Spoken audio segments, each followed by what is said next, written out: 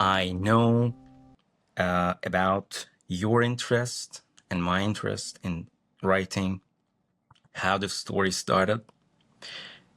Today, I want to talk about the history of it and then a little bit more specific about what Elmar has done with it, specifically during 2024, but then in general, his experience on Medium that we use as the platform for writing.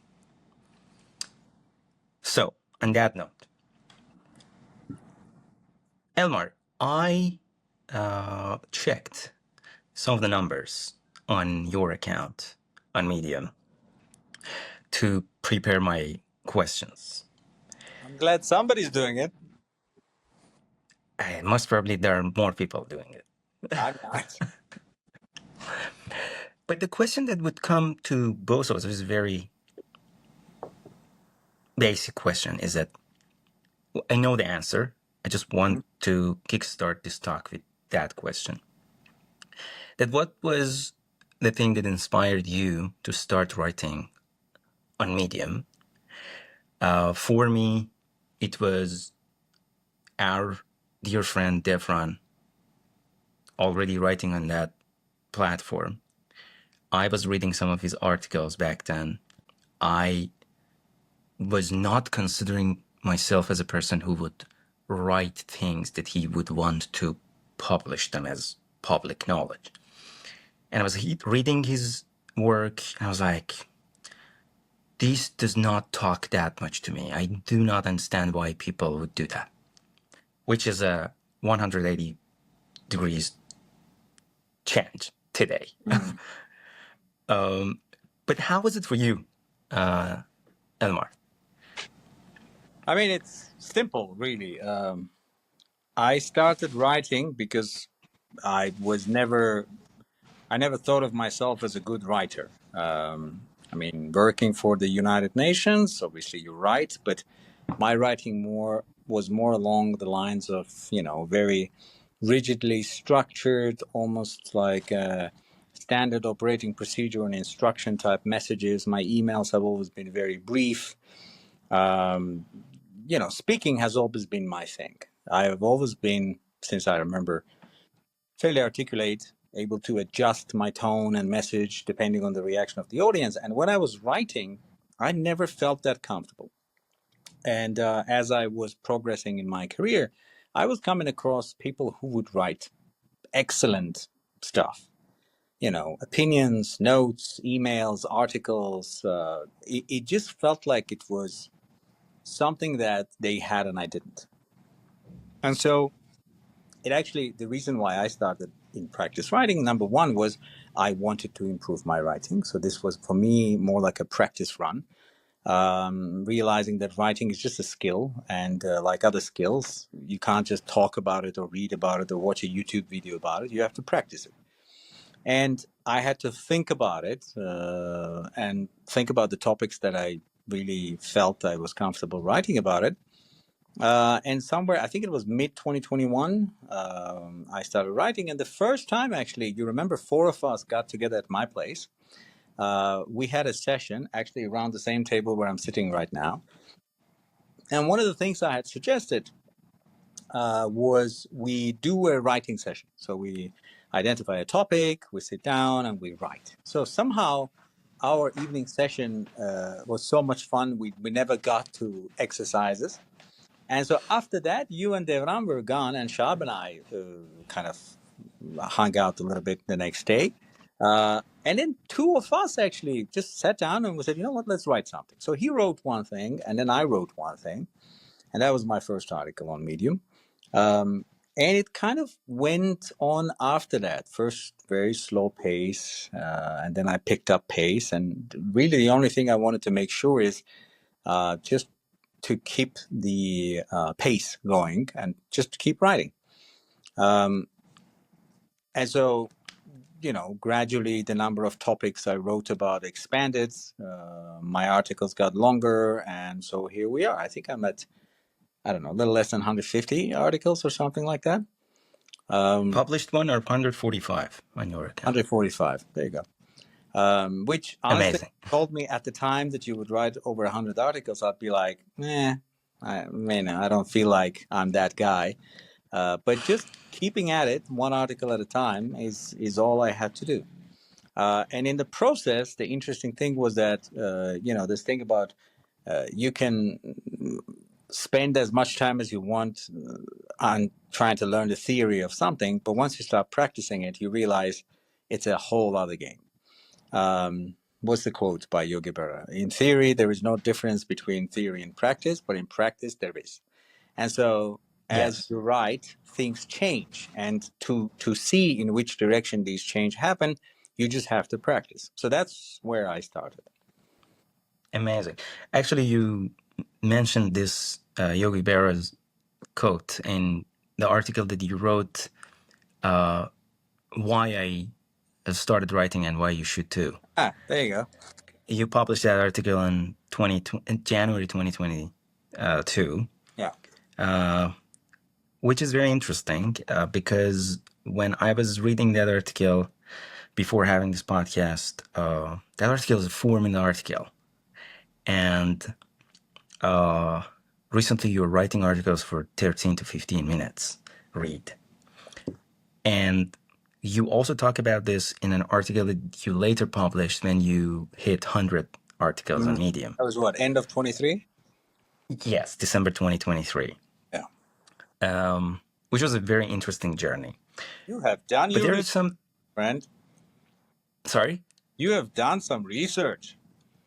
I have, yeah, because I'm very interested in this. And today, there are things that I see that are like repeating patterns that I see in your writings that, to be honest, I enjoy seeing them. Like the topics that you mentioned, or even right now that you mentioned in your speech. One of them is the philosophy that you have of one at a time. Mm-hmm. I know that this is not something that you only implement in your writing. It's also at work. It's also when it comes to sending emails or like taking care of emails. Where does this come from? And how, if, I mean, beyond writing, how does that reflect itself in your daily life? I mean, okay. So there is a writer whose name is Anne Lamott, and she has a book called Bird by Bird. Now, she's a writer, and the book is really a collection of experiences as a writer, as a teacher of writing, because she also, is a writing instructor. Feedback from students, the pieces of advice that she gives, and she mentions. I mean, most of the book kind of I read through, and I have to say, it wasn't exactly a mind blowing experience. So I didn't get much out of it. But there was one story that was about when I think it was her brother that had to make an assignment about birds, and obviously the kid kept it until the last minute. And in the evening of the day, just before the day when he's supposed to present it, he's crying because he doesn't think he will be able to do it. And then the father comes in and just says, "What's the problem?" And understanding what the problem is, makes a recommendation, says, "Here's how you handle this: one bird at a time. You handle it bird by bird. So you start with one bird, then you go to the second bird." Now, I've actually practiced it when I studied piano, languages, martial arts. Whatever you do, I've had a lot of experience seeing peers that perhaps were more talented or had much faster results in a short amount of time. But I've seen over time that I just could keep going. And over time, I would eventually catch up and pass them by. And so for me, it was always a matter of just 100% ironclad belief that if you keep at it and you do deliberate practice, that's another important book that really means a lot to me, Anders Ericsson's Peak. Then good results are almost inevitable. I mean, there's luck here and there and so on, but if you can control, I think I wrote about this in the second article about writing when I say that I don't know what my audience will be. I don't know what my numbers will be. I don't know which article will generate interest. But all of these are the kind of things I don't necessarily need to worry about. What I do need to worry about is one variable I can control. In fact, two variables. I have to deliver articles and I have to try my best to make them of good quality. And as long as I do that, then the rest will happen as it will happen, and then I will adjust, and we will see what happens down the line. But if you're not writing, then what are we talking about? You know, the other quote that I've, since I think I was like 15, have always had in every agenda that I've had, and I've always written it down and reminded of myself about, was this great Canadian hockey player, Wayne Gretzky. He said, "You miss 100% of the shots you don't take." And so you have to take those shots, because if you don't take them, then what are we talking about? So, you take your shots, you will score some of them, you will miss some of them, but you have to actually take the shots. Just talking about it is not going to cut it. That's really Actually, a very good friend, sorry for cutting you off, a very good friend and also my manager once told me the best practice in order not to get a position is not to apply. yeah, So that's exactly the same thing you said. that's Yeah. In fact, I think I've written another article about a parable of a drowning man, when there's a flood in the city, and then the man is there are boats, cars collecting survivors, and this man has spent his whole life praying and hopes that God will somehow miraculously protect him. And at the end, after he dies, and he complains to God, "How come you didn't save me?" God says, "I sent you a car and a boat and a helicopter. You should have taken the opportunity." So, if we don't actually, this other thing about, if you don't buy a lottery ticket, your chances of winning a lottery are zero. That's basically the same. So just to bring it back on the philosophy of one at a time, when you are trying to picture the future of what you're doing as a writer or an amateur writer or whatever you want to name it, in your first article, in the end, you said that, so what is that going to look like in future? So I'm going to stick to one at a time. And then you actually repeat this again when you hit 100. And you said, right now, with my writing activity, my plan is for Article 101. I'm not thinking about Article 1000. I'm not thinking about anything else. I'm not thinking about the niche. I'm not thinking about what my audience would expect out of my writing. I just write as long as I feel like writing, and I just want to go with this.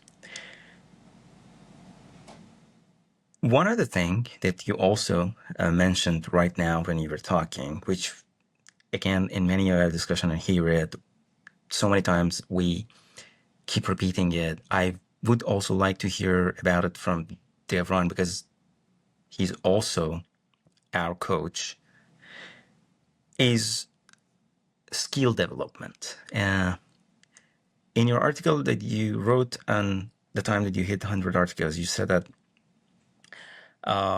skill development without practice, trial, and error is not possible. What is a skill?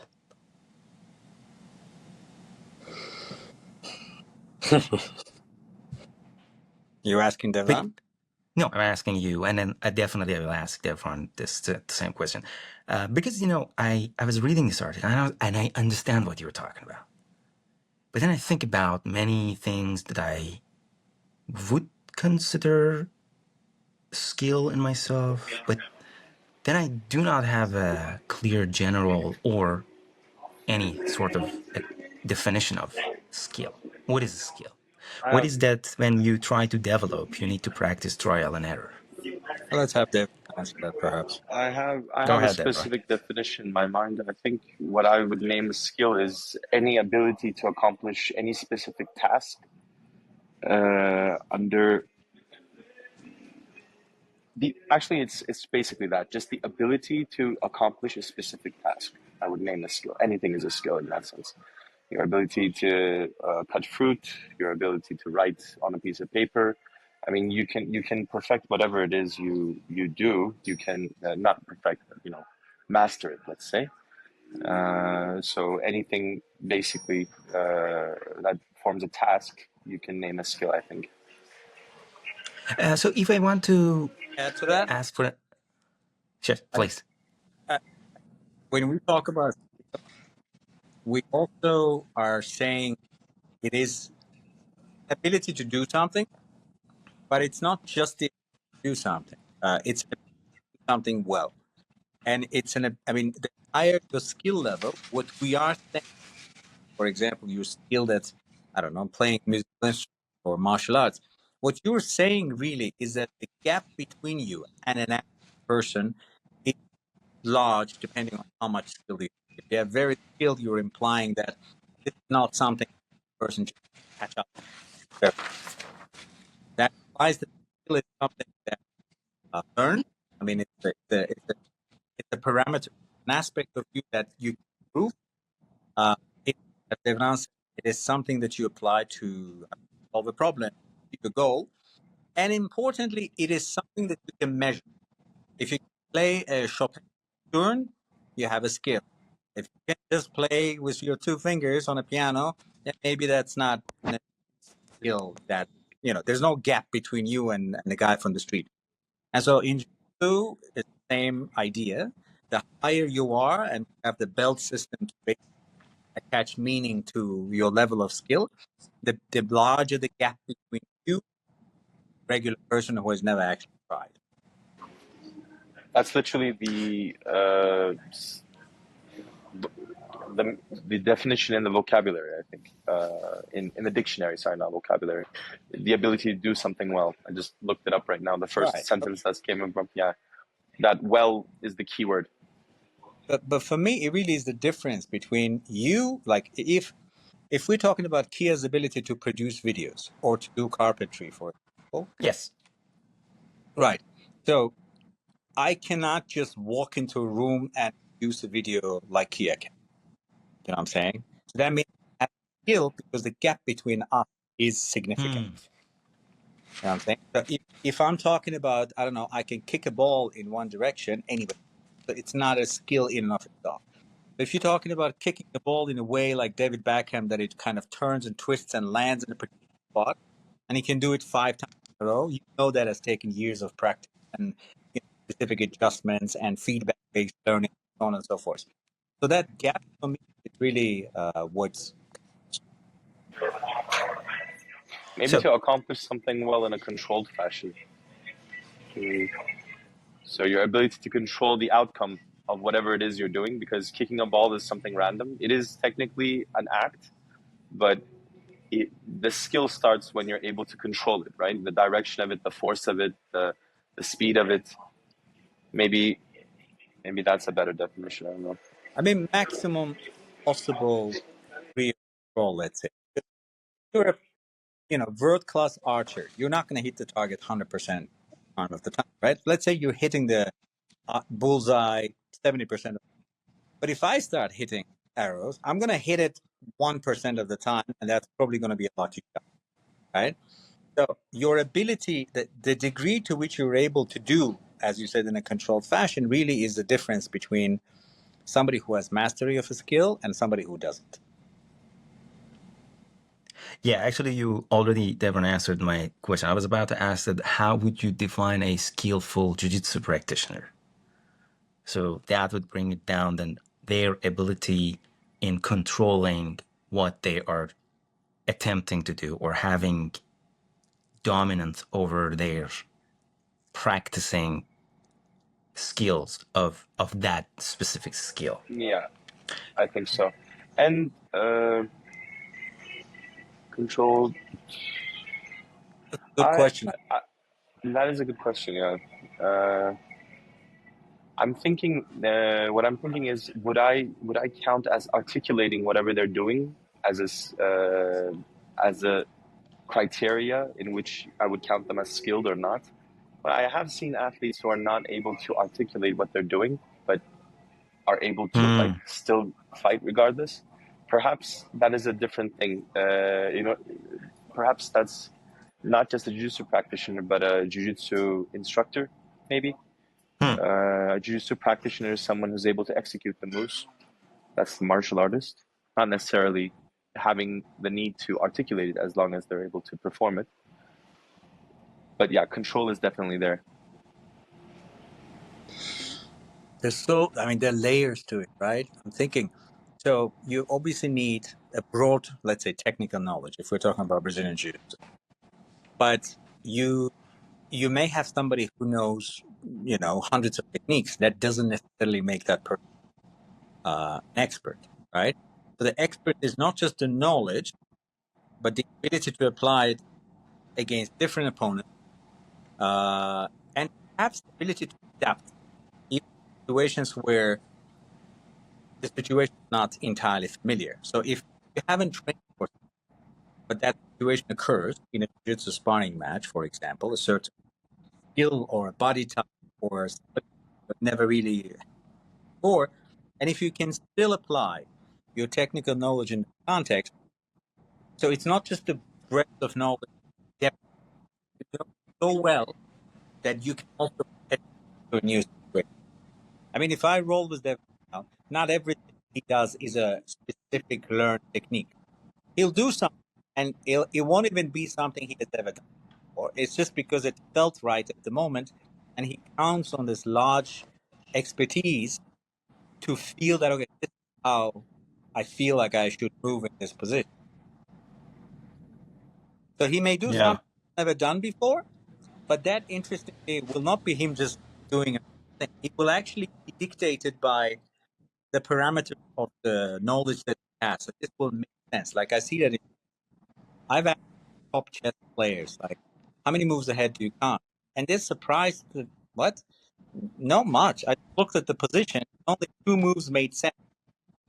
Like, I actually do more work in that position than high level ground. He automatically dismisses 10 options that I'm actually sitting and counting because my knowledge is so limited. I'm not sure what to be preferred. His knowledge is so top notch that he will look at my 12 options and he will say, only two make sense. And then perhaps go deep on exploring those two options. So I think it's pretty much the same in jiu-jitsu. Like Devran knows going in this direction is a bad idea. I may not. I may still go in that direction only to find out that it's a bad idea. And that's how you accumulate. I mean, maybe 3 years ago, that's the direction Devran went to and found out that it was a bad idea. And now he knows. Yeah. Yeah. The reason that I ask this, um, so there, like, to bring it back to the topic of writing, in your article, you talk about some of the takeaways that they contributed to your writing skills. And of course, first and foremost, you mention then learning a skill at early stages, quantity beats the quality, which I believe it's correct. But then in writing, because writing is specific, when I asked the question from Devran, like if I want to think about a skillful jiu-jitsu practitioner, yes, okay, they do jiu-jitsu, but then they need to have different skills or maybe different techniques that they know skillfully.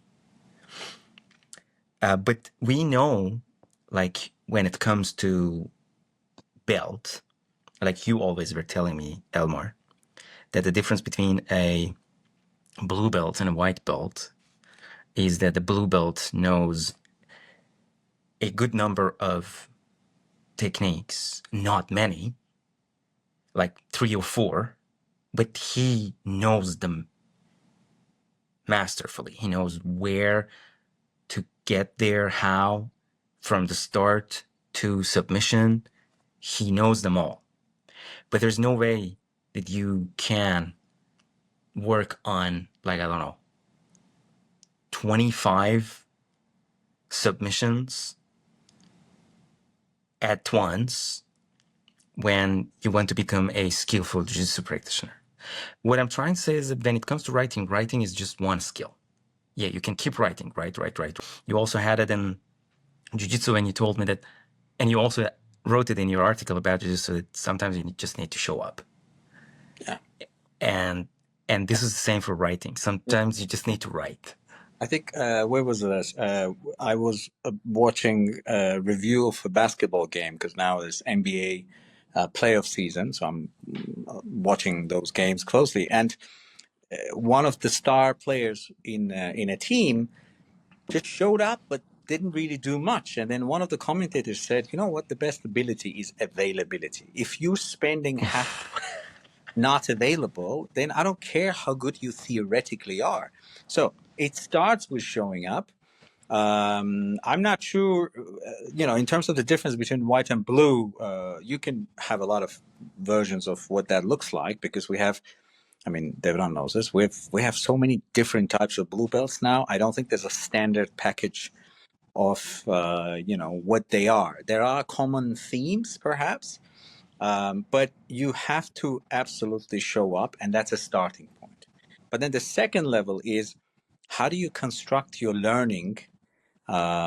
Because I would argue that despite relatively young age, I've done better at the speed of learning in jiu-jitsu, for example, than some of 20-year-olds. And that's because you cannot just mechanically learn things, but you have to take responsibility for your own learning as well and try to build a strategy for it. I don't know. Let Devran say what he thinks is. No, I agree definitely. I mean, it's one thing to train during class, but I mean, you can repeat the class instructions just so much. Like it's it's better to also research on the side and support your learning on the side as well. That will because uh, I mean, you come up with so many different problems along the way, and they're like minor tweaks that you can do, right, each and every time. Uh, and that's this is actually an answer to your question, Pia. Like, how do you build that in different scenarios, right? This is another skill set. For example, when we're talking about jujitsu, how to learn is one, and also how to diagnose a problem that you come across, right? The only way you're able to do that is by trying to find an answer. Uh, Sorry, not to try to find an answer, but constantly trying to uh, find, like, articulate and define what exactly you're coming across, what is troubling you, so that you go, you research, you try to find an answer, and then you come back, and along the way it becomes much easier to not just define the problem but also to find a solution. Yeah. Interesting. No, most important for me. Yeah. Back in the day, in the old school instructions, we used to, like, always think that the instructor teaches, the student listens, and then they just repeat, right? But now I find it's so much more beneficial when the student also studies on the side and asks different kinds of questions. That also improves my jiu-jitsu, because in the sense they come up with different questions now, right? The questions are not just oriented on what I'm teaching, but it's coming from different directions, and it's forcing me to like think as a whole while we're doing any kind of topic, right? And that applies to all the team's jiu-jitsu curriculum, so it's beneficial for everybody. Yeah, and also not every student every student has unique problems, and the coach cannot just do this for them. You know? Like if you prefer to play off of your back, then maybe in your guard passing you have issues, and so the person is having trouble passing a particular type of a guard all the time. And so if they do a bit of own research, then they may actually stumble upon solutions that work for them. And like I've spent a lot of time having private sessions with Devran, and I mean, a lot of those sessions we were in exploration mode or problem solving mode. Like he would show me a move and two, and we would try them, And then we would start questioning it immediately, which is why I thought it was so great for my development. It wasn't a strict teacher-student relationship where you just do what I say, shut up, and don't ask questions and don't question my teaching. It was more of a, like, we would figure out the move and he would be like, oh, that is interesting. Let's try that next time in an open mat or whatever. And so we would build on things like that, and then we would show up and we're like, okay, what should we work on today? We had a plan, but let's say today we're looking at this particular sweep, and then we would explore what works and what doesn't work, and so on and so forth. I found that extremely useful because if a student feels that they have to take charge of their own learning and have a strategy, however simple but disciplined, right? So, and then obviously showing up is an aspect of it. You need repetitive practice over a long period of time to really gain skill in anything that is worth learning. Uh, and I think feedback from kind of a high quality expert is also important. But that one is tricky. Like you can give me, I don't know, Gordon Ryan, and maybe his advice may actually be useless for me. I need somebody who is relatively closer to my level. At the time when I started, Devran was a purple belt. And then it kind of, as I moved up, he moved up. And I mean, there's obviously a gap between our skill level, but I never felt that he was kind of across the seas from me. And why am I even talking to this guy? He doesn't understand my problem in this sparring session. So sometimes it's best to get advice from people that are kind of closer to you in the whatever hierarchy of the skill. And again, bringing it back to writing, one of the questions, and I'm sure I wrote about this in the article, was I thought about writing for a while, but one question that was nagging me was, who am I to write about anything? Why would people even read what I'm writing? Like if you're Gordon Ryan and you're saying, here is a technique, people will obviously listen. Why would they listen to me? And then over time, seeing also the feedback and reactions from hundreds of people, I realized, you know what? Maybe ordinary person does not want to hear, advice on literature from a professor of literature necessarily. Maybe they just want to know how a person closer to them in terms of the hierarchy of skill feels. What kind of, like when I wrote about becoming a blue belt, I had just become a blue belt. So I literally, based on my own experiences, I wrote about that. Then purple belt, then brown. And at each level, I was essentially saying, this is how I'm feeling. Now, when I look at those articles now, an article about, I smile when I see my analysis of what being a blue belt is, but I still wouldn't change anything because it really came from experience and it came from a real thing. Now, if I have to give advice to a white belt today, I'm not sure I would have done a better job than I did when I was a blue belt because I actually have like in my mind when I think about like when I moved to another city in Turkey and I had to train some students whose level was really really fundamental. I came back. My first thing I told to them, I was like, dude, how much do they need to like? I don't even know where to start. It's crazy. But then if we bring back the memories of COVID when I was teaching Yukia, I was so confident that these are the 5 things you absolutely must do because I had less. And so it was easier for me to relate to your troubles and I was closer to you in the development path of the jiu-jitsu. But you also yourself mentioned it in one of your articles from James Clear that is talking about that people can relate to when it comes to receiving advice. Is it the advice that the person moving from 9 to 10 gives you when you are at 0 to 1, you may not relate that much to that advice in comparison to the advice that you would receive from somebody moving from either 0 to 1 or 1 to 2. Yeah. So when you are closer, that feedback that you get, that right was perfectly articulated by Jim. I love how he explains that, and he has explained it in podcasts as well, and not just in the book. But I mean, he's another example of somebody who has written consistently and continues to write consistently and over a long period of time. And then his writing kind of crystallized into this one idea that he wrote in a highly successful book about. And so, like, I've had people talk to me and say, you should write a book. You've written so many. I'm like, I don't feel like that because very comfortable writing a book, writing an article that takes 8 to 10 minutes to read because I can pack a punch in a relatively short content and explain a concept clearly.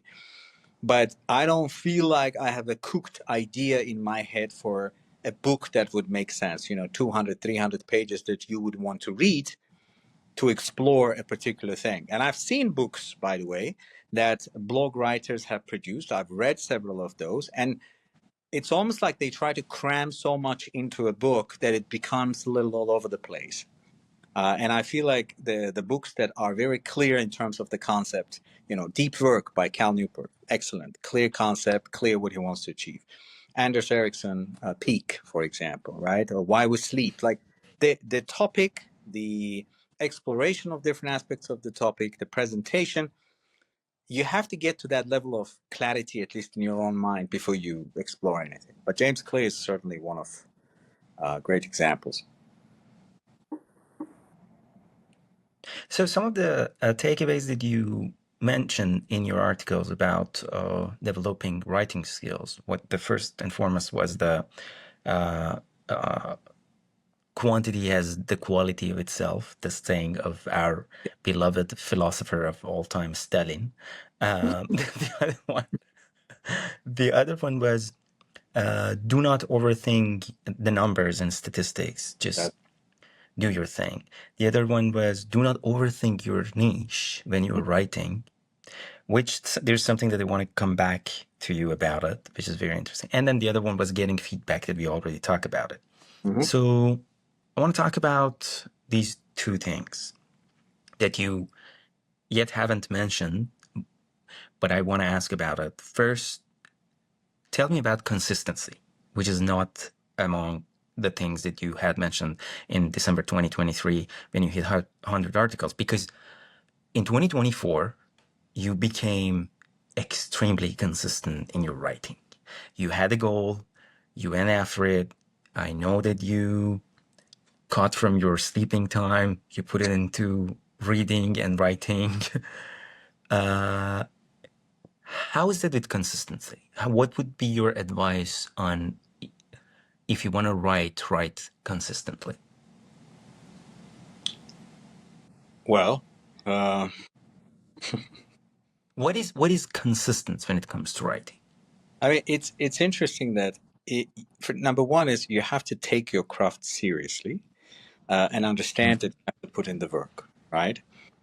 Every time when I come to Ankara, for example, it's almost a religious experience that I have to go to the open mat in Ankara. I barely ever, when I'm in Ankara, skip the open mat. And I'm rarely ever here on any other weekdays. So then it becomes something where people know if I'm in Ankara, I'm definitely going to show up. My family knows it, my friends know it, right? And so then everything works around it. So you have to really decide that this is something that I want to do. On the other hand, you also have to be careful not to take it too seriously. So you have to find that the golden middle that really works for you. You remember you and I actually were almost like an accountability buddies when it came to writing. When I told you that I would write 40 articles, and you said, "Interesting, why 40?" And then you said, "Well, actually, my first thought was I'll do 52, one every week." And I said, "Well, I know that there will be weeks when life will take over and I won't be able to do it. But 40 feels like a reasonable figure." And I stuck to it and I actually wrote 40 that year. And then we talked about it, etc. But I think we have to kind of commit to something and make sure we show up. But at the same time, we also have to understand that sometimes doing too much of a good thing can be a bad thing. And so pace yourself is the approach, which is why I feel like rather than saying and obsessing over, I'm going to write 40 articles or 50 articles this year, just think about the next one. Like my last article was about the principle of prophylaxis in Brazilian Jiu-Jitsu. Now that idea came to me at some point, so I started putting some draft together and I put it aside, right? So then I felt like I really wanted to explore it and deliver it. So I shipped it. My rule is every time I post a new article, I immediately go back to my and I open 2 or 3 drafts that I feel like I might be exploring next. I don't work immediately on any, but I want to create this chain that, okay, this one is next. So then I may not even touch it for a few days. I will get to it when I get to it. But I don't just say, okay, I've written my article number, whatever. I'm done. And then whenever I feel like writing again, I'll write again. I make sure that there is a kind of a next step. So now, for example, the two articles that I have open, three articles actually, I have open on my browser in Medium. One is about how to deal with gossip and what is gossip really. Number two was our relationship with power, and number three kind of came to me to explore. There's this concept, from Marcus Aurelius of the inner citadel, which is the fortress you have that allows you to handle the difficulties in life. And I was thinking about what would be a good concept to present in the context of the difficulties that my organization was experiencing, and a lot of people were losing their jobs and stuff cuts were happening.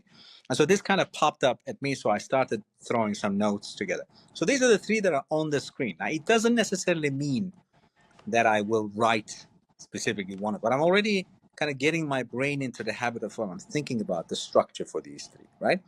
Mm-hmm. And if at any moment I feel a strong urge to write about something else, then I'll switch to that something else. But I make sure that the practice itself is there. And I Mm-hmm. think the fact that you don't just do it randomly. Like, I think Devran will agree. For me, the most important thing I mean, yeah, there are days when I come to jiu-jitsu and I'm thinking, I just want to get a workout. It happens.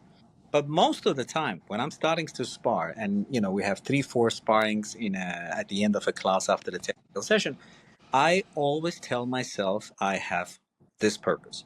And it could be something as simple as I'm going to make it very difficult for anybody to pass my guard today. Mm-hmm. You Mm-hmm. can, I'm going to just focus on defense. So you give everybody mount or cycle or whatever, and you just start from there. Whatever it is, if you don't have structure or if you don't create objectives for your learning, you really, making it more difficult for yourself to progress. And by the way, your objectives as a white belt may not even be great objectives, but maybe if you speak to your black belt coach, he'll recommend, why don't you focus on this? Because I've been observing the game, and you need to really improve at this aspect. So feedback will come into it. But if you're not getting any feedback, you should at least create that learning kind of environment for yourself. And it doesn't matter. Oh, today I'm focusing on not getting my guard passed. Tomorrow I'm just going to be on top all the time, and I'm going to work on my guard passing. Whatever, stand up, submission escape, you can name it. But that's why I want to put those topics there. And I tell myself, I'm here, I'm showing up, I'm going to continue writing about some of these topics. And then we see how it works. Inspiration is part of it, but you cannot just sit and rely on inspiration. I mean, we talked about it with Devra. 80% of the time, I don't want to do jiu-jitsu, but I kind of get off and go to the gym. And then 20%, I'm like, yeah, let's do it today. I'm going, you know. But if you put in the work and you have a structure to it and you have somebody you trust, which I had in Devran, that can give me feedback that makes sense, those are really the essential components of any learning. The topic of trust, sir. I told you about it. So you already when you talk about your 3 open drafts on your computer, you just made it clear that you are not overthinking about niche. So you are writing from gossip to power to stoicism. You have book series in 2024. You have what I would call it music series. You have literature series that you have, and then here you have jiu-jitsu series.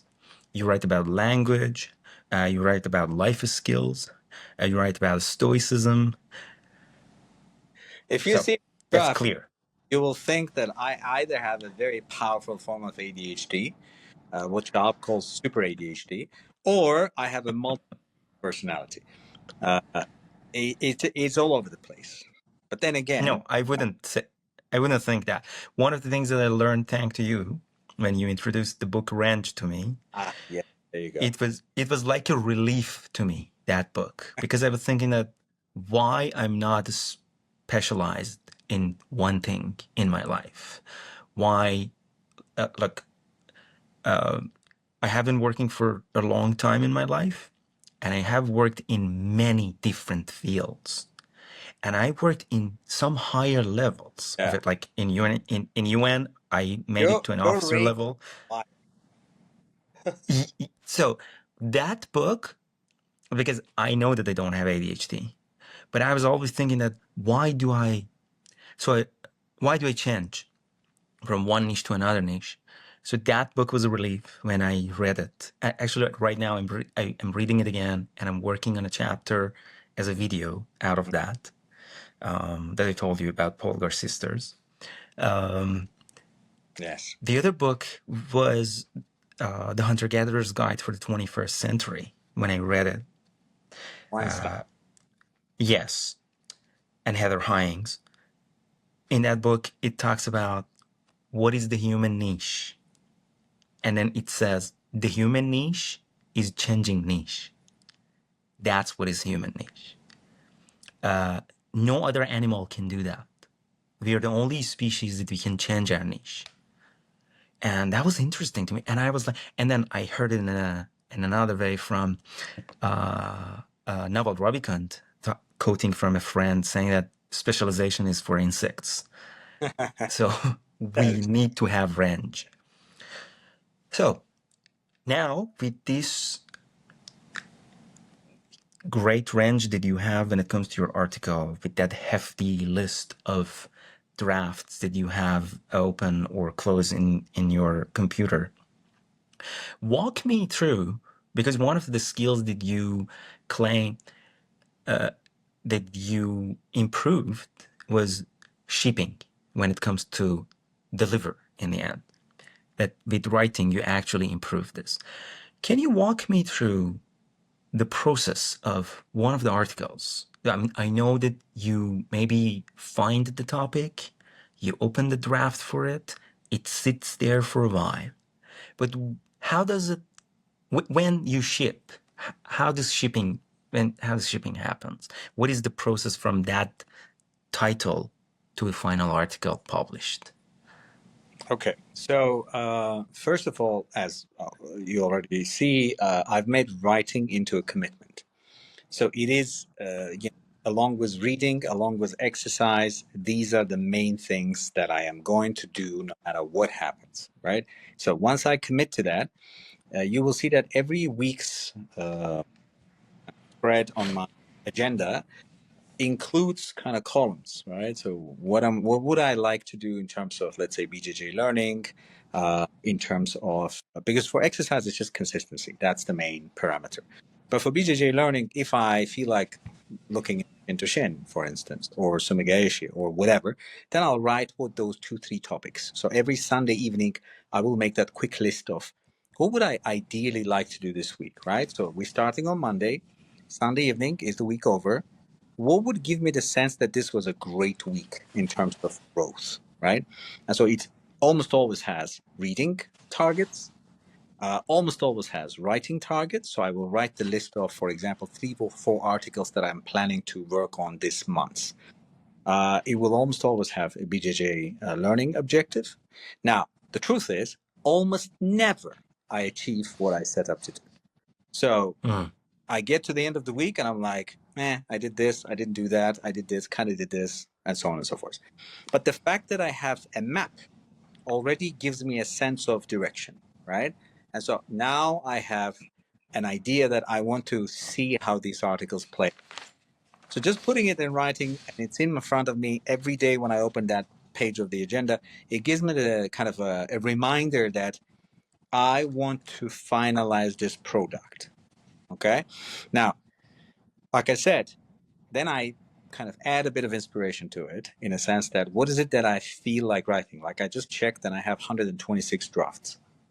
I the 26 topics at the same time. And every once in a while I clean up and then some drafts I just delete because I no longer feel like writing about it. And I put that draft in there 2, 3 years ago and now it's no longer interesting. Let's say I finally zoom in on something. Then I start thinking, what are my thoughts about this topic? Right. So I will come up with kind of a structure. My structure usually, because it's mostly nonfiction, is very straightforward. So I say, here's a concept. This is what the concept is. This is my experience with this concept.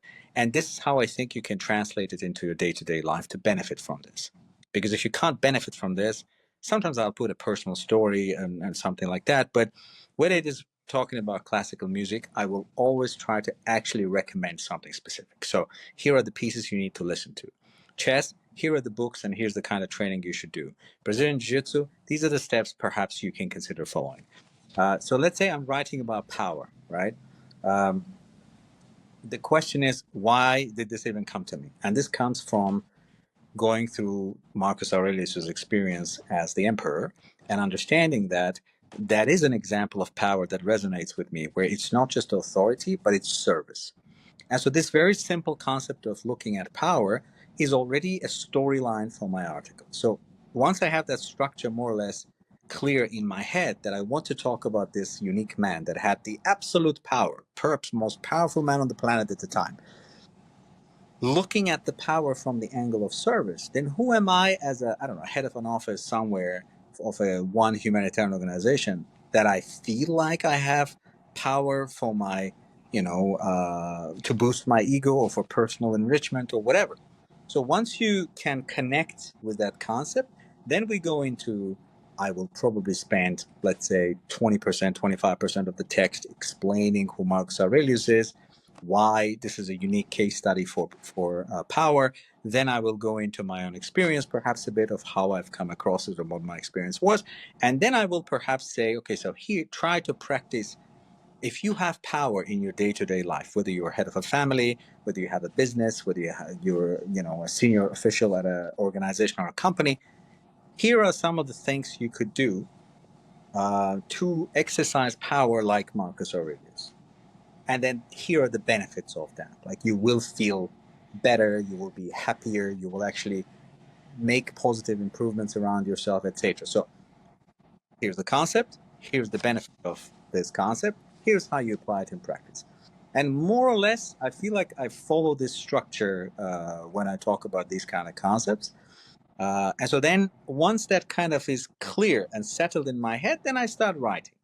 Now, one mistake I used to do at the beginning, I was trying to put a lot in writing in one go. Now I realize that just the nature of my life makes it impossible to carve out 2-3 hours to just sit and write. And so I will say, okay, because I have a structure, today I will write about this initial introduction part. Now that I'm done, I feel like I've made one step towards the shipping. Tomorrow I'll write a little bit, and then tomorrow, let's say I'm busy, so okay, then it's the day after tomorrow. Then I'll write a bit about who Marcus Aurelius is. Why am I talking about him in the context of our relationship with power? So it will kind of follow from that, and I'll make sure that if not every day, then every time I sit to write, I'm advancing towards my objective of shipping this particular article step by step. And then when I feel like, okay, I think I have a complete material, then obviously the big struggle is, how do I avoid being a perfectionist and sit and work on this for days and days and days and never ship anything? And there I'm like, you know what? At some point you have to cut it off, stop it, read it yourself, maybe sleep on it today and then read it the next day, and then see if it makes sense as a concept. And it won't always make sense. And sometimes the feedback that I'll see in terms of comments for the article or people who will actually tell me is like, I didn't feel that it was cooked enough. You know what I'm saying? Or they will say, maybe you should have looked into this and whatever. And that is for me the best, most useful feedback. I want to hear what people thought was off. Because when people say, oh, it was amazing, it's not really useful. Like, it's like a performance evaluation. When people just tell you, you look great. And I'm like, tell me what I did wrong. And that is the way to look at how you can move forward faster. And so that is more or less the process. I think I've never actually had to articulate it like that, but that is more or less what I do.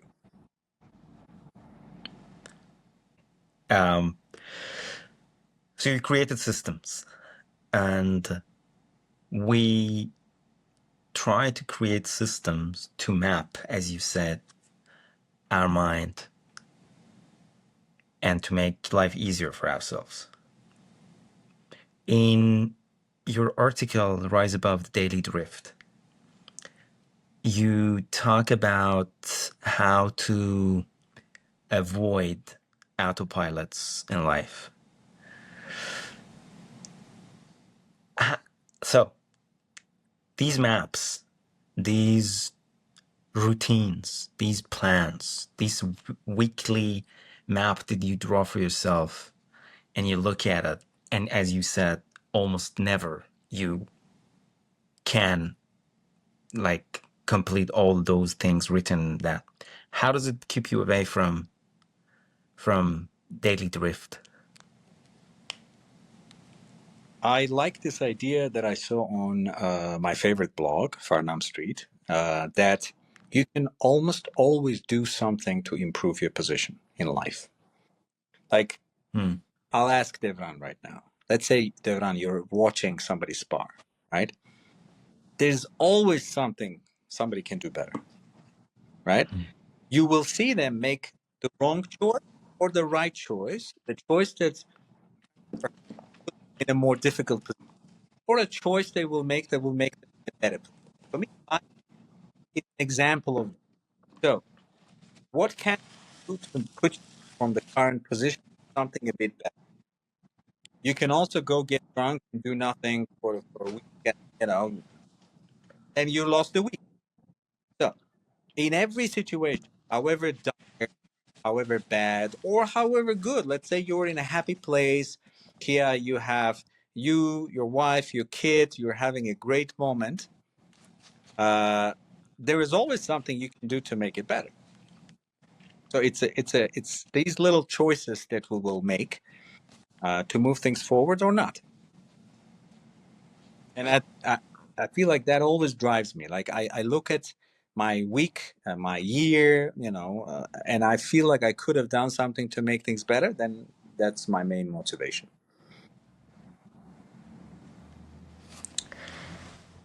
Right. So one thing that I think I would like to have Devran's idea about it is your BJJ series. They turned out to be one of the most read series of yours, which is very interesting. I know that this topic recently is being more of a hit out there. People are more interested in jiu-jitsu. What is your take from it when you put out articles about jiu-jitsu and you see people reading it, reacting to it? What do you think about it? Like, I know there's a huge difference between your article, "Now I'm a blue belt," what now? And then your last article that you're a brown belt.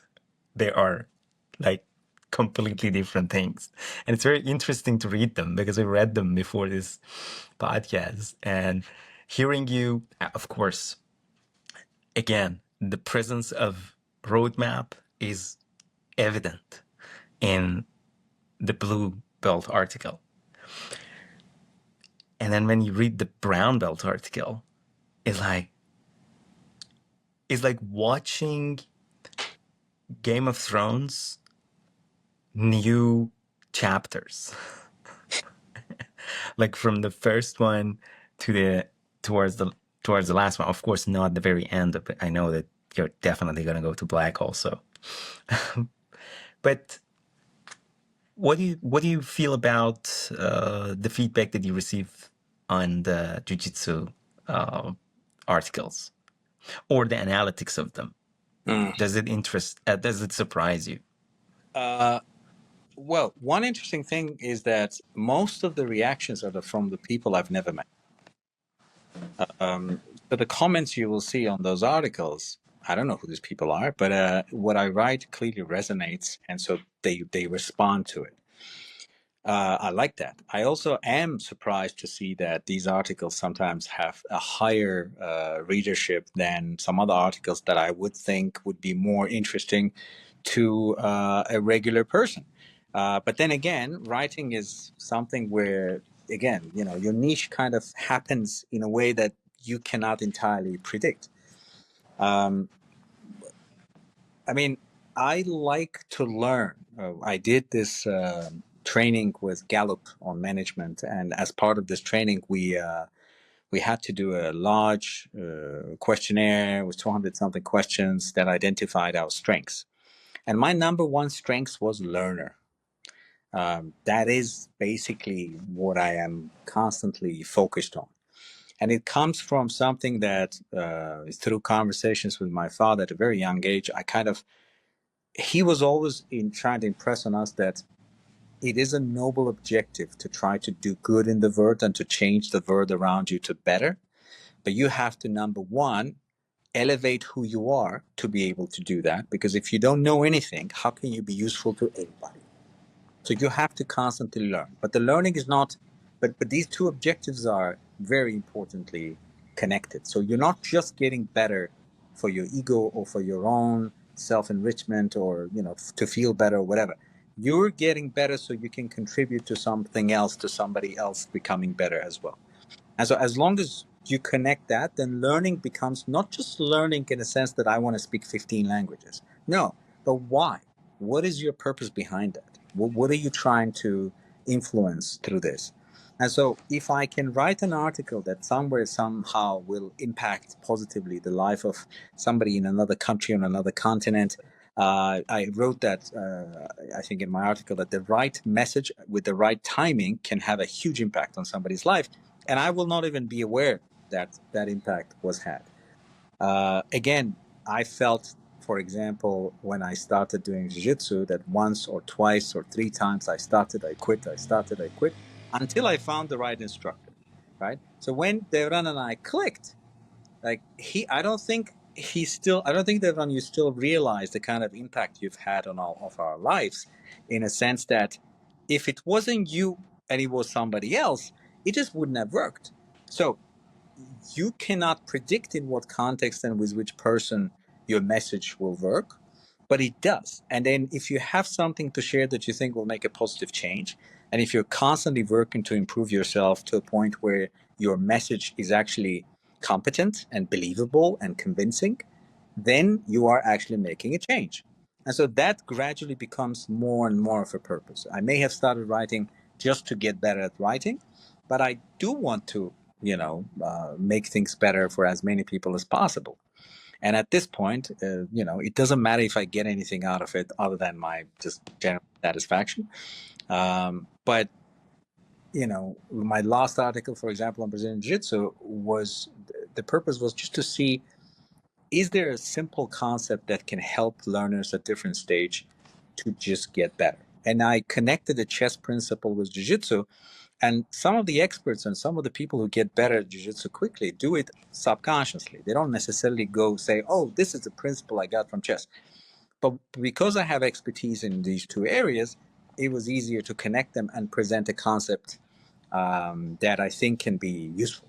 So, and that really what it is. I recently read a book called Make It Stick, which incidentally was recommended by Sharp. And some of the concepts in terms of learning or making your learning effective are really transferable to jiu-jitsu as well as other areas. So if I can help perhaps people consider how to make their learning more effective, then I am already making a positive impact. But it goes beyond that. If I'm helping somebody else's learning, then that person's ability to make a positive change is also affected. So like a pay it forward concept type of a thing. If I can influence somebody's life, so then they can influence somebody else's life, that's all we need to do, really. Definitely. Devran, there is a good amount of content out there about jiu-jitsu. A lot of videos, a lot of channels, instructionals, weblogs. How do you find it when people try to, as you said, articulate their take from jiu-jitsu in form of writing, putting articles out there about it?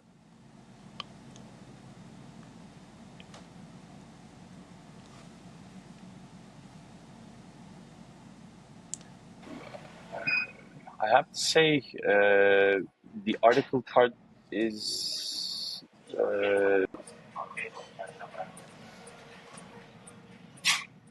I don't know. I guess I don't have a take on that.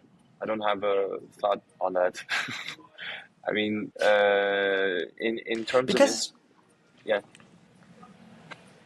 the reason I'm asking that is that there is a huge component of visualization when it comes to jiu-jitsu. But then there is also a lot of emotions behind the whole process that we normally don't experience in day-to-day life. Like one of the things that once I heard when it comes to the topic of articulation from Sam Harris was when he was talking about an intellectual concept by using jujitsu terminologies. Like saying that when, for example, your ego is armbarred in that situation. And I was like thinking, if you have never done jiu-jitsu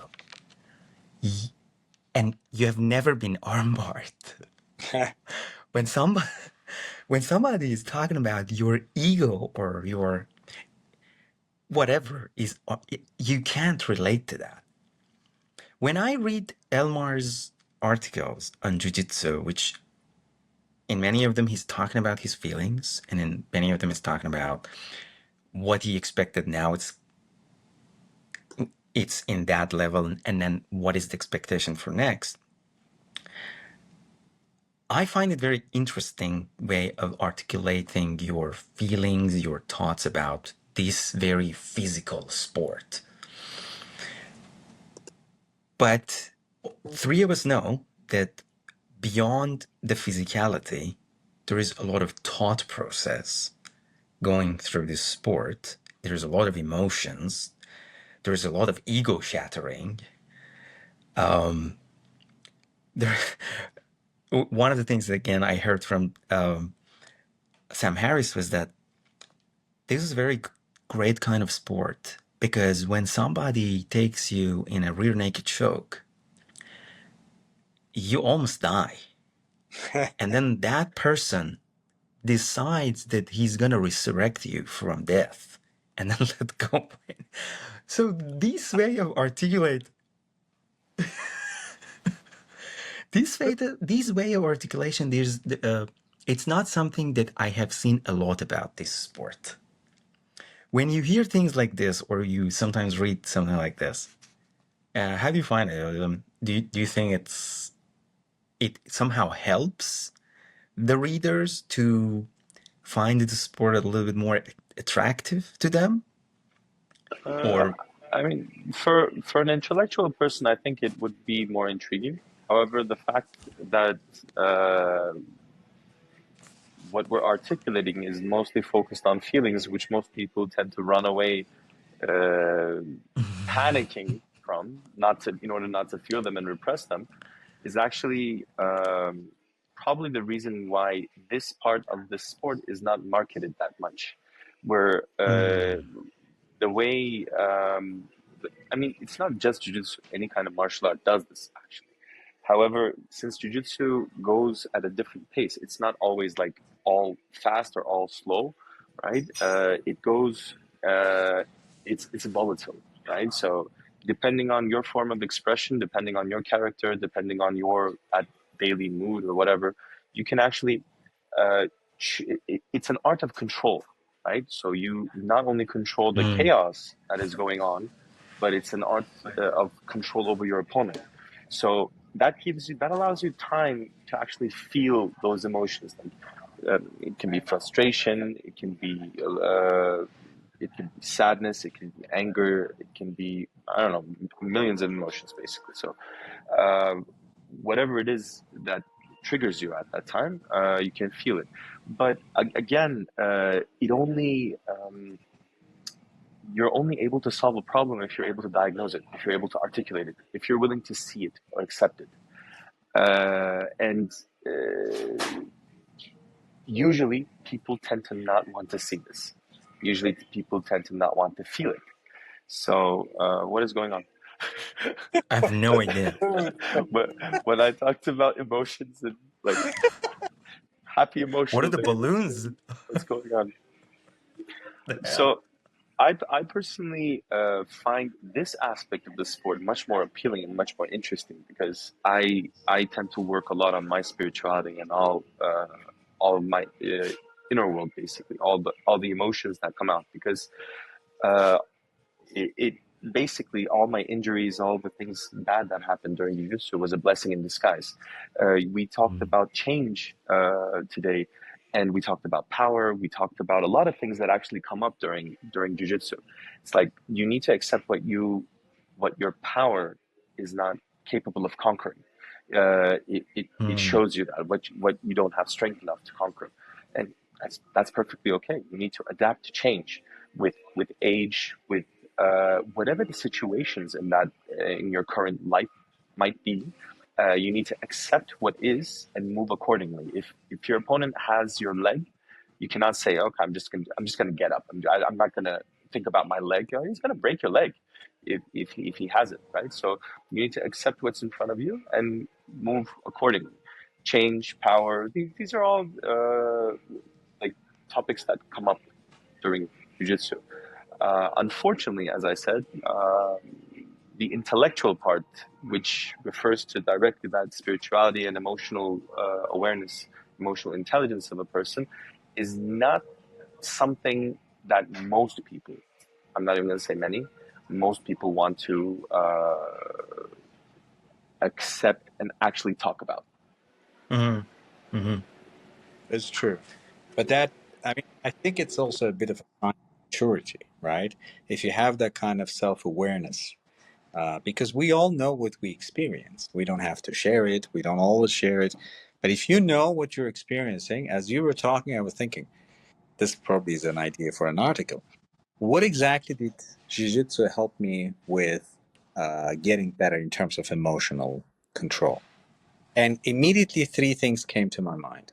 One is anger, just managing anger. I've gotten mm, in the last several years much, much better at it. Like when things that would 10 years ago just get me to flip.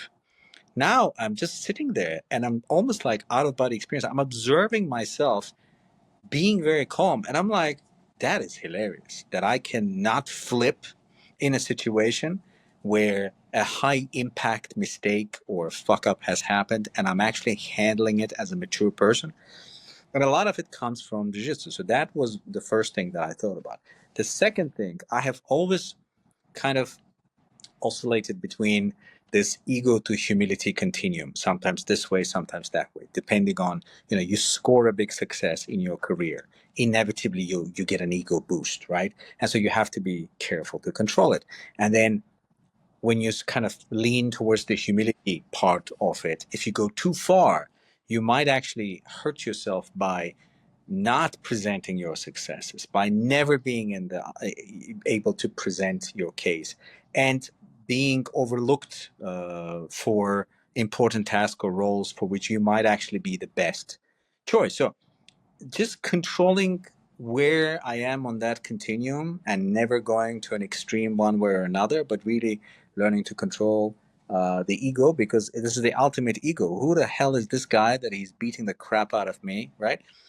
I mean, for a man at least, that is an automatic reaction in terms of just being on the mat with a guy of a comparable size and strength, and all of a sudden this guy dominates me physically. So if you can kind of connect that to ego control, that can make wonders. And then a completely unexpected thing, and I never had this in mind when I started jiu-jitsu, and it really grew over time, and perhaps is the most important thing, is it has gotten me better in dealing with adversity. Just dealing with mm, tough things. Like every time something bad happens, I kind of go back in my memory to when I was, 10 years younger, and I am ashamed of some of my reactions, from fear to, from fight or flight or whatever the reactions were.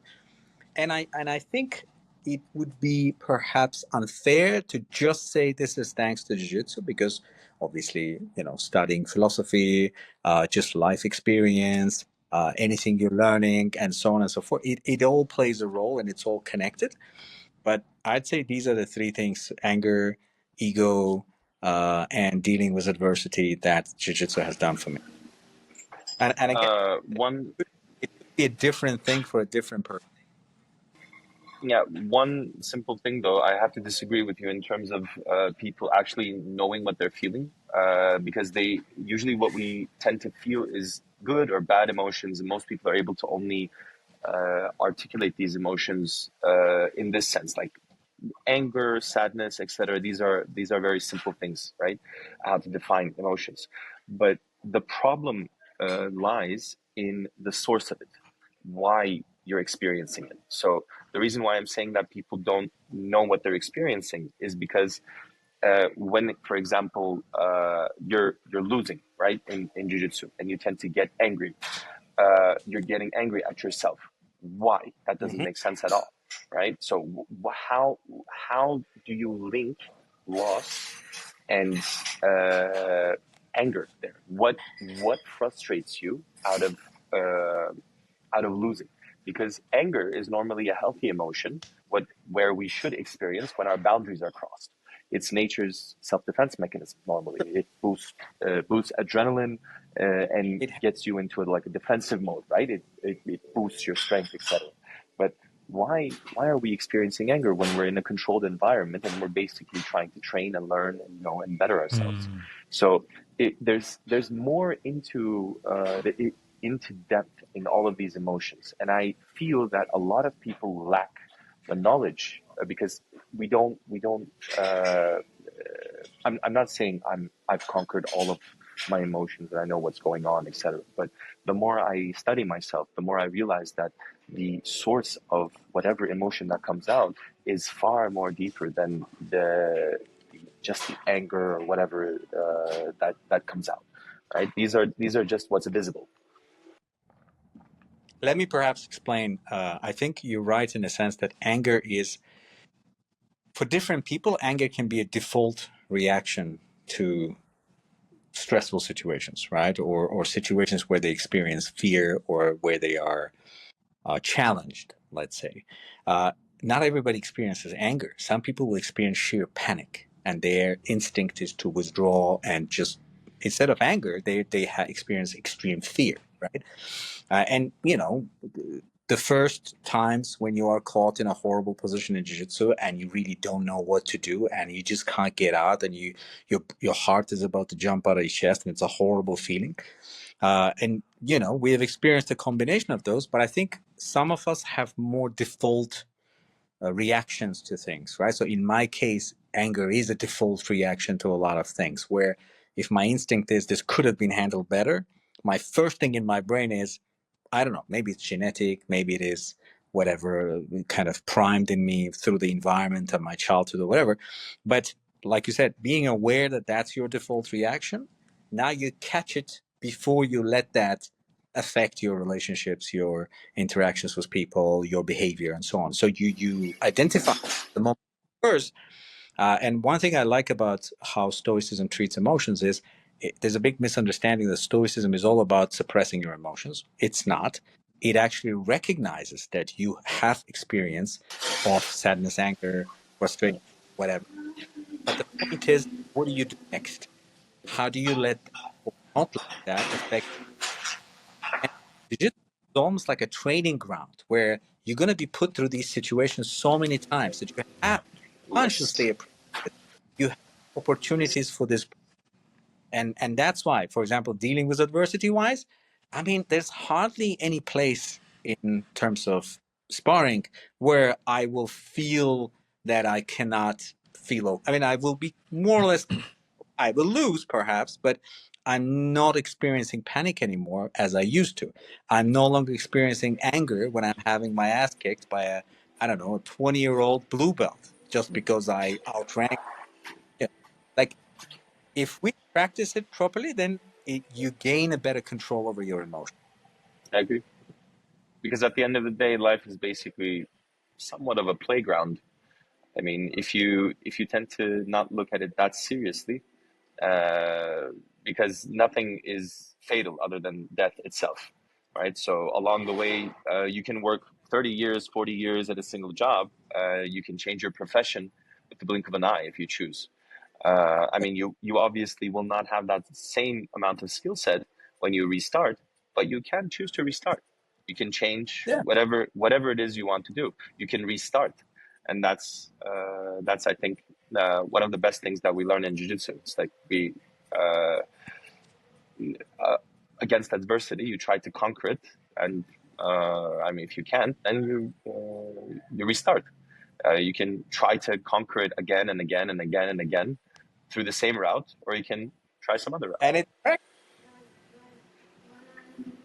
as a Yeah. great Yeah. philosopher said, but did you die? Yeah. But if not, then you can fix it. Absolutely. Yeah. Thank you, Deborah. That was a very interesting way of looking at it, and also bringing it to topic of Beautiful. control, link it to topic of skill. I'm constantly in the back of my head thinking that how are all of these things related, which is very interesting. But to get back to the topic of writing, Devron, Elmar, sorry. I really want to have a separate session to talk about a very specific aspect of your writing, which is literature. Your most hit articles are about literature. That was a shock. Your most engaged article is the one about Dostoevsky, Dostoevsky Beyond Crime and Punishment, which had almost 6,000 claps on it and 122 comments. So this definitely is going to be a talk for another time. But maybe Funny. in a short... I had Russians react to that article, and I like, what's going on? It's and the point is, again, all I did was just read them, and then luckily for me, I read these books at the time when I was no longer a teenager, or it was a more mature stage. So perhaps my reactions, again, right time, right. Oops, sorry.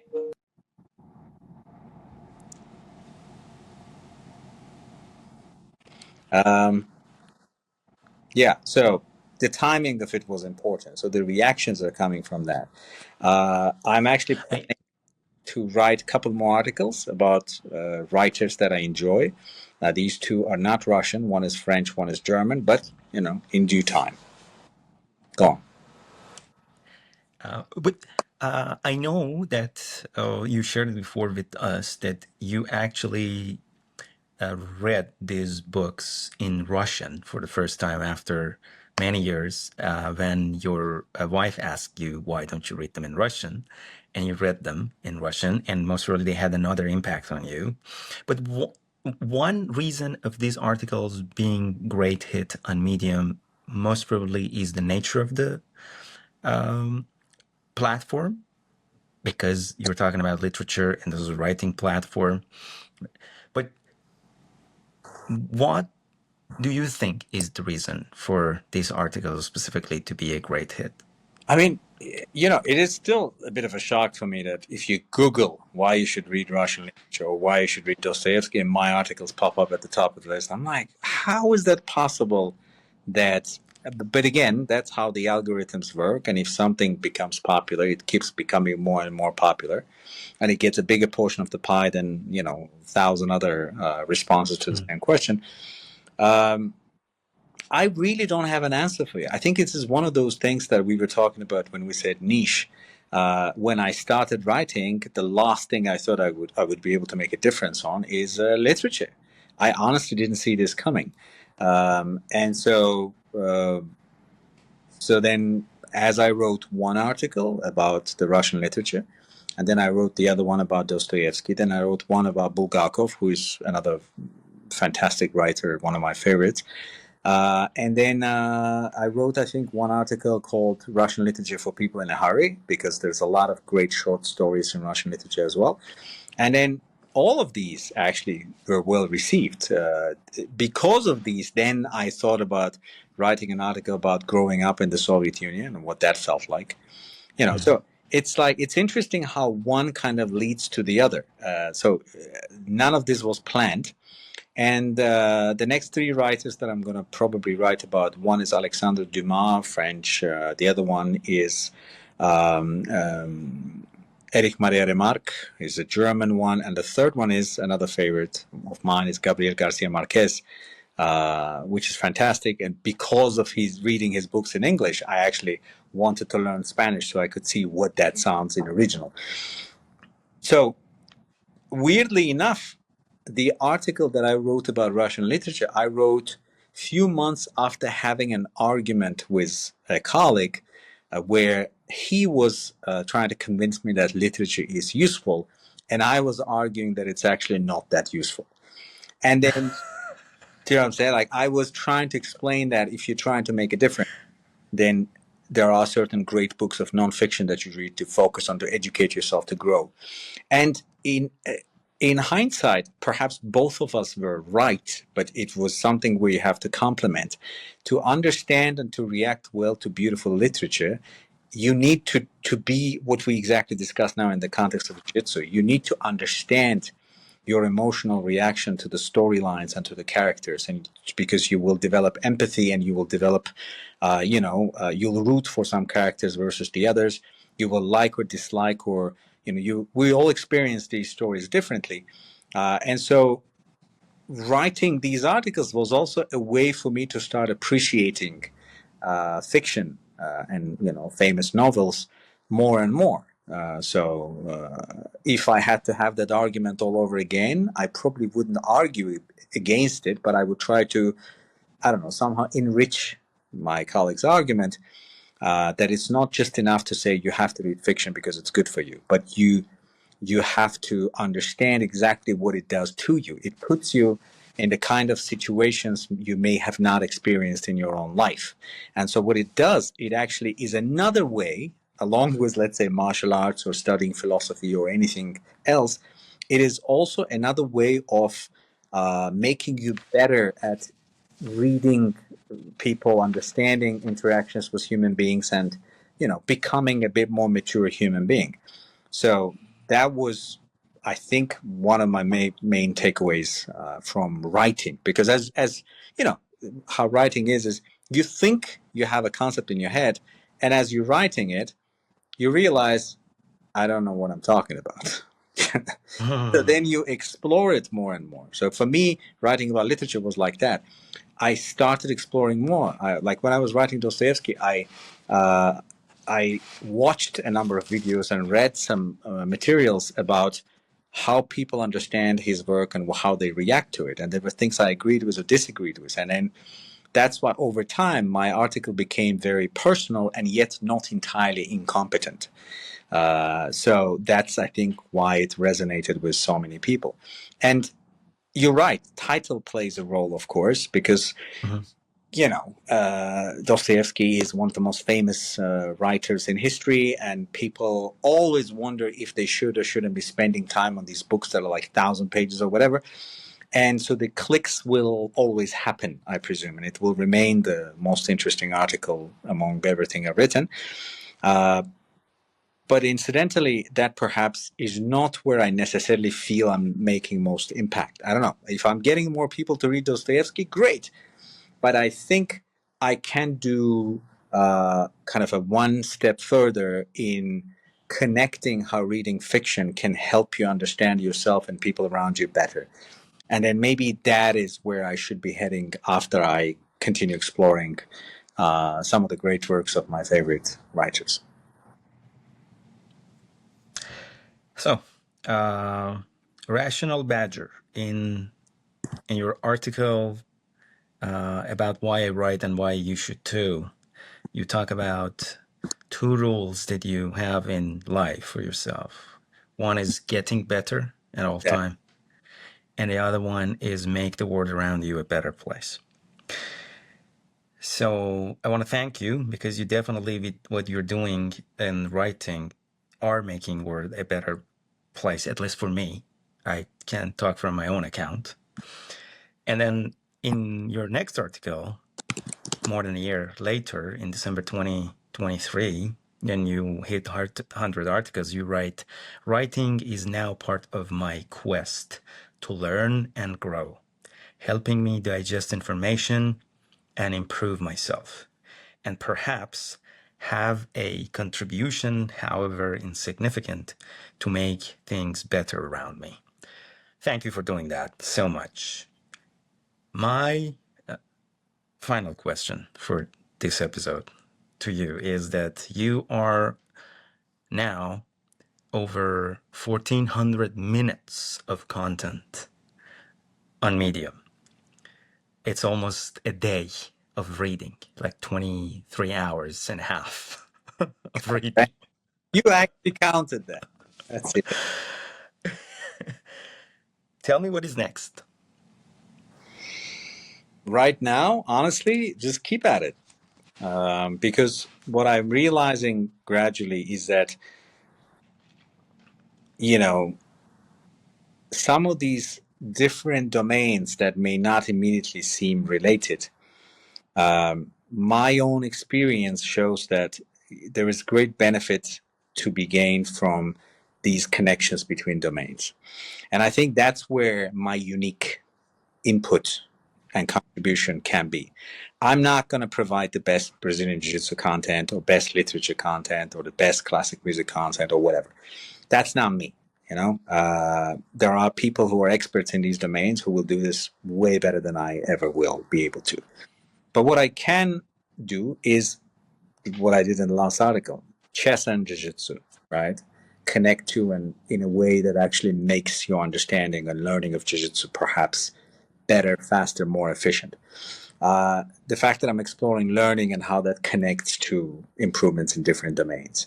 The fact that, through exploration of something like classical music, writing, reading, martial arts, things that may not intuitively feel like they're connected, but exploring these different things can perhaps make a difference. So, and you remember there was a time when Jordan Peterson's first book, 12 Rules, came out, and it is a shame, I think, that the politics of Jordan Peterson and the discourse around what he feels politically have overshadowed his contribution at a very simple day-to-day level to many people who actually have benefited, myself included, from some rules more than the others.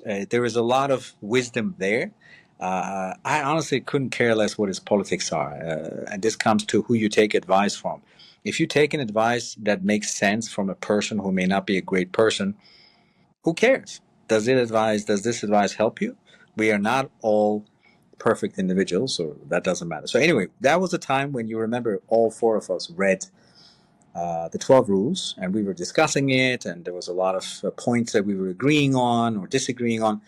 And then I thought to myself, do I even have any rules that I function by? And for some reason, I kept thinking that 12 is just too much. And then he, of course, published another 12, so now it's all complicated. But is there an easier way to conceptualize how I feel the approach to life should be?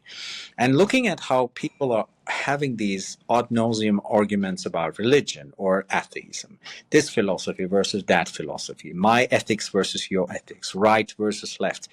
At the end of the day, we can complicate it all we want, but it is simple. Most of the time, 99% of the time, we all know what's the right thing to do, what's a good thing to do, what's the ethical, moral thing to do. And we also know when we're doing something that we shouldn't be doing. It's not complicated. You know what I'm saying? There are certain complex dilemmas that we can disagree about, but that is a minority of the situations. And for me, as long as we can all agree most of the time, regardless of our background and culture, what is the right thing to do, then let's do it. But then your ability to influence these things may not be great. And so when you're 15 or 16, then start getting better. Start being able to be financially more capable so you can help and be more generous. You want to be generous, but you just don't have the money. So that's not a great situation. You want to be able to help other people, but you're physically not capable. Not a great situation.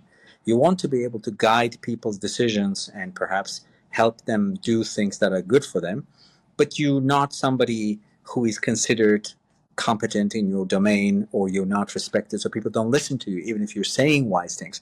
That's not helpful. So you need to create circumstances in which what you have to say or what you have to contribute with actually is having an impact. So to be able to do good things, you have to elevate yourself and take care of what you have to take care of. So this then helped me kind of calm down. You remember, this was one of my first articles, actually, the 2 rules.